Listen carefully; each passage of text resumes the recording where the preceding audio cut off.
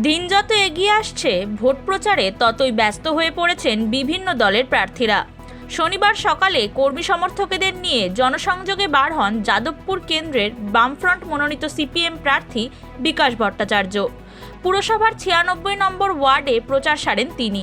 মূলত বিজয়গড় অঞ্চল এবং বিজয়গড় বাজারে প্রচারে যান। অলি গলিতে ঘুরে স্থানীয় মানুষদের সঙ্গে কথা বলে জনসংযোগ করেন বিকাশ।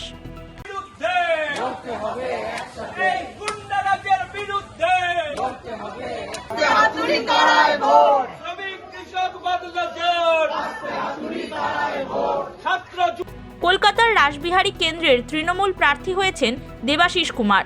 শনিবার 89 নম্বর ওয়ার্ডের বিভিন্ন এলাকা ঘুরে প্রচার সারেন।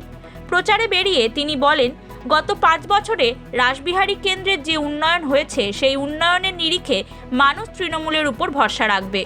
বিরোধীরা অনুন্নয়ন নিয়ে প্রচার করলেও তা মানুষের মধ্যে প্রভাব পড়বে না।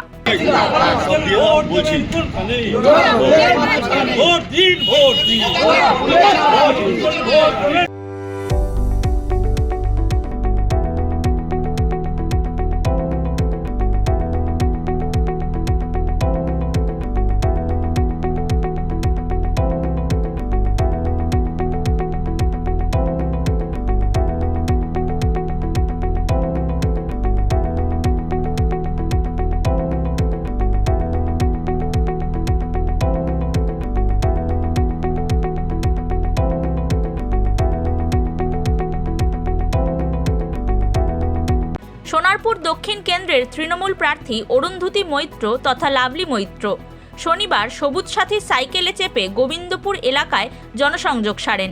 কখনো সাইকেলে সাধারণ মানুষের সঙ্গে কথা বলেন, আবার কখনো চায়ের দোকানে বসে অভাব অভিযোগ শোনেন। এলাকার মন্দিরে গিয়ে পুজো দিয়ে আশীর্বাদ নেন প্রার্থী। ডুয়ার্সের চা বলয়ে জোর কদমে চলছে প্রচার। শনিবার বাগানে ভোট প্রচার করেন জলপাইগুড়ির নাগরাকাটা কেন্দ্রের তৃণমূল প্রার্থী সঞ্জয় কুজুর। ডুয়ার্সের মাটিয়ালি ব্লকের মূর্তি চা বাগানে যান তিনি। শ্রমিকদের সঙ্গে কথা বলে ভোট প্রার্থনা করেন। সেখান থেকে মাটিয়ালি ব্লকের নাকাটি চা বাগানে গিয়েও ভোট প্রচার করেন। উল্লেখ্য, আসনটি বিজেপির দখলে রয়েছে, আর এবার আসনটি দখলে মরিয়া তৃণমূল। ভোটকে কেন্দ্র করে বারাবণীর রাজনৈতিক পারদ তুঙ্গে। শনিবার সালানপুরের আচরা পঞ্চায়েত এলাকায় নির্বাচনী প্রচার সারলেন তৃণমূল প্রার্থী বিধান উপাধ্যায়। এদিন আচরা, পল্লীমঙ্গল, হরিষাডি সহ বিভিন্ন গ্রামীণ এলাকায় বাড়ি বাড়ি গিয়ে জনসংযোগ করেন তিনি।